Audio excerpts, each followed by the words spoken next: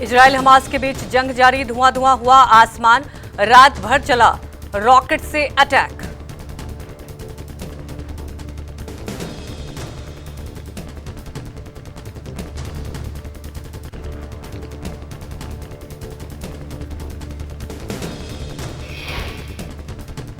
Israel और Hamas में 22 जगहों पर जंग जारी। इजराइल की जवाबी कार्रवाई में गाजी पट्टी पर कई इमारतें तबाह, धुआं धुआं हुआ आसमान। इजराइल और फिलिस्तीन समर्थक हमास के बीच जबरदस्त लड़ाई जारी। तेल अवीव की सड़कों पर पसरा है सन्नाटा, फ्लाइट कैंसिल, गाजा पर एयर स्ट्राइक। इजराइल ने गाजा पट्टी में रहने वाले लोगों से कहा वो अपने घरों को छोड़कर सुरक्षित स्थानों पर चले जाएं। इजराइल हमास के ठिकानों को निशाना बना रहा है, पहले से परिचित। पीएम मोदी ने इजराइल पर हुए हमले को आतंकी हमला करार दिया। पीएम ने एक्स पर लिखा, कठिन समय में हम इजराइल के साथ खड़े हैं। यूएनएससी की बैठक में बोले बाइडेन, कहा अमेरिका इजराइल के साथ। विदेशी मंत्री एंटनी ब्लिंकन ने इजराइल पर हमले को लेकर सऊदी अरब, मिस्र और तुर्की के विदेश मंत्रियों से बात की है।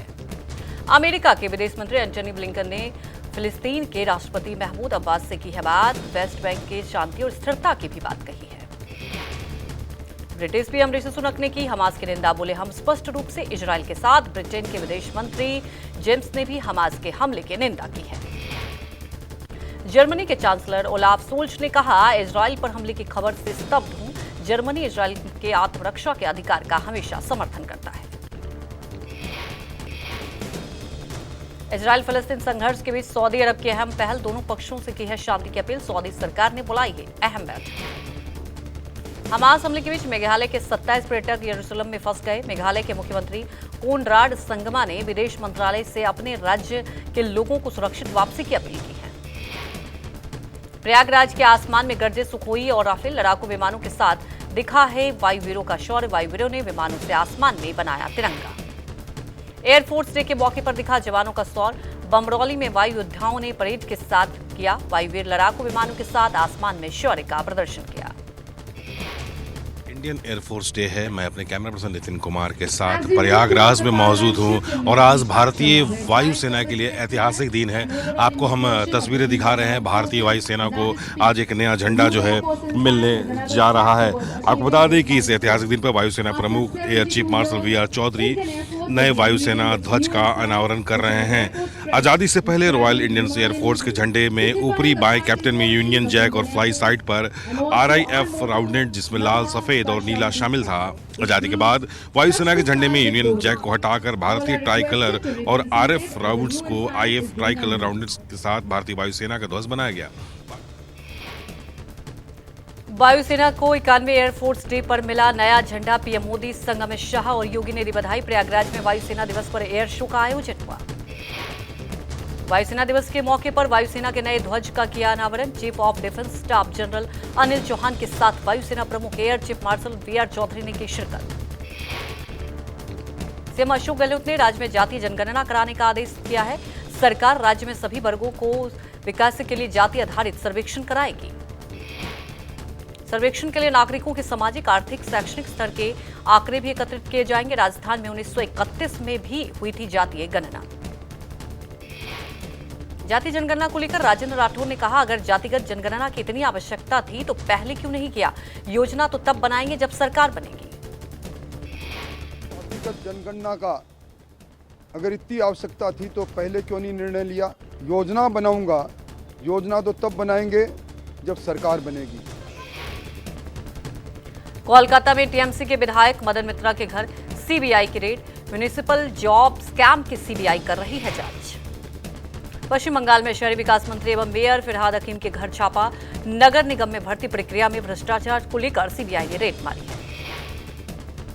विपक्ष लगातार हमले को लेकर मान ने विपक्ष को दी है खुली चुनौती। सभी दलों को खुला निमंत्रण देते हुए कहा, रोज घिसी पिटी बातें छोड़ सभी मुद्दों पर लाइव डिबेट करें।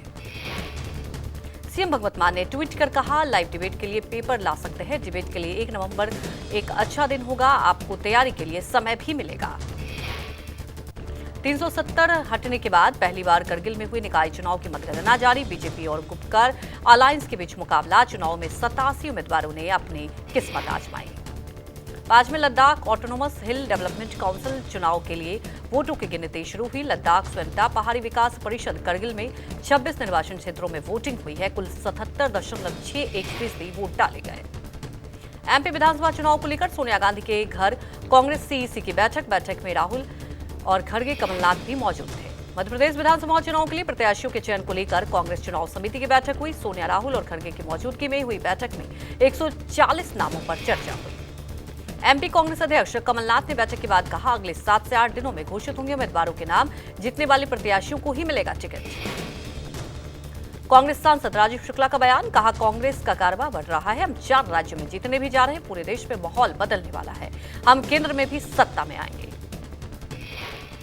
शराब घोटाले में संजय सिंह के करीबियों से पूछताछ। सर्वेश मिश्रा के बाद विवेक त्यागी से ईडी ने पूछताछ की। जातीय गणना पर हरियाणा के गृह मंत्री का बड़ा बयान, जातीय गणना चुनावी खेल है।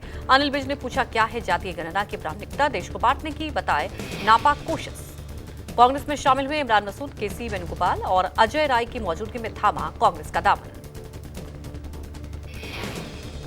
तेजस्वी यादव ने पीएम मोदी से की पूरे देश में जातीय गणना कराने की मांग। तेजस्वी यादव बोले, जातीय गणना से विकास में मिलेगी मदद।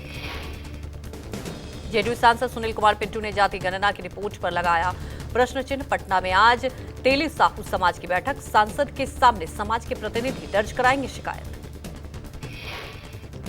मणिपुर में मंत्री के घर के पास ग्रेनेड ब्लास्ट, सीआरपीएफ का जवान घायल। संयुक्त राष्ट्र ने राज्य के हालात पर चिंता जताई।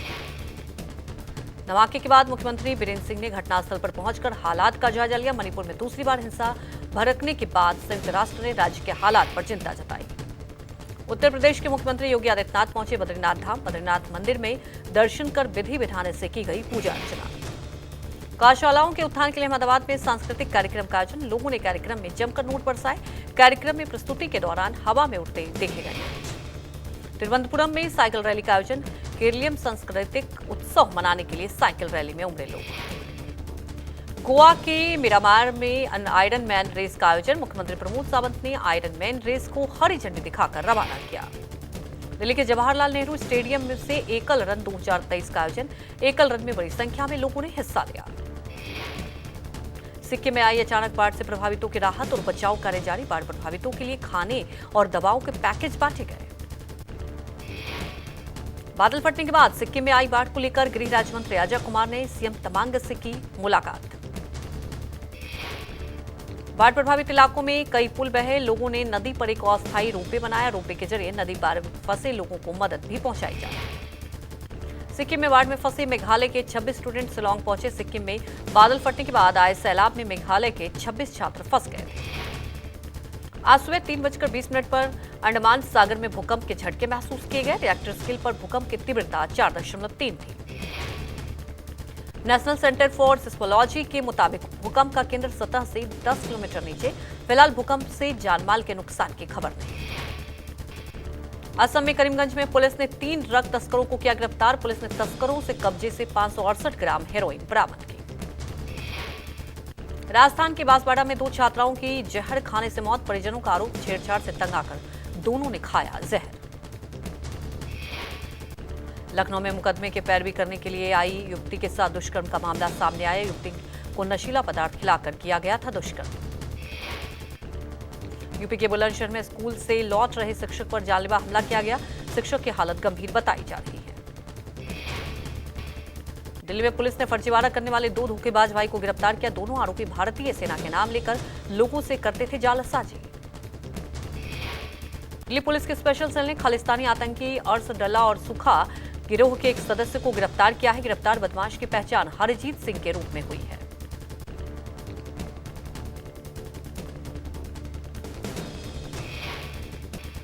एमपी के जबलपुर में निर्माणाधीन फ्लाईओवर पर शनिवार को बड़ा हादसा हो गया। मलबे में दबने से एक मजदूर की मौत जबकि 6 मजदूर घायल हो गए। हादसा उस वक्त हुआ जब फ्लाईओवर के नीचे नाले का निर्माण काम चल रहा था। इस दौरान मिट्टी धंस गई जिसमें 7 मजदूर दब गए। चीन के हांगझाऊ शहर में आयोजित 19वें एशियन गेम्स का आज समापन। भारतीय समय के मुताबिक शाम 5 बजे शुरू होगी क्लोजिंग सेरेमनी। एशियन गेम्स में भारत के 107 पदक जीतने पर केंद्रीय मंत्री अनुराग ठाकुर ने जताई खुशी। पदक जीतने वाले खिलाड़ियों को दी बधाई। Star javelin thrower Neeraj Chopra का पानीपत में हुआ शानदार स्वागत। शनिवार को नीरज पहुंचे घर। एशियन गेम में नीरज ने जीता गोल्ड। भाला फेंक में सिल्वर मेडल जीतने वाले किशोर जेना ने शनिवार को केंद्रीय मंत्री धर्मेंद्र प्रधान से मुलाकात की। एशियन गेम 2023 में ऐतिहासिक पदक जीतने पर सैंड आर्टिस्ट सुदर्शन पटनायक ने भारतीय दल को बधाई दी।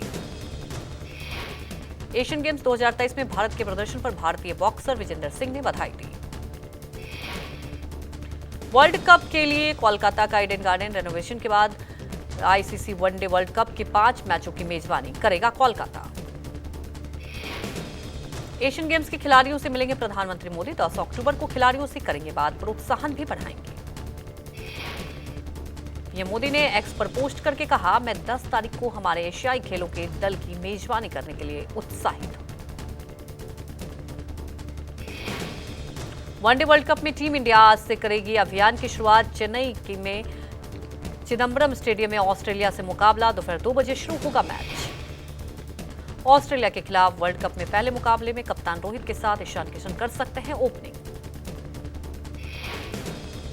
दक्षिण अफ्रीका ने श्रीलंका को वर्ल्ड कप के चौथे मैच में 102 रनों से हराया। साउथ अफ्रीका ने पहले बल्लेबाजी करते हुए 5 विकेट पर रिकॉर्ड 428 रन बनाए।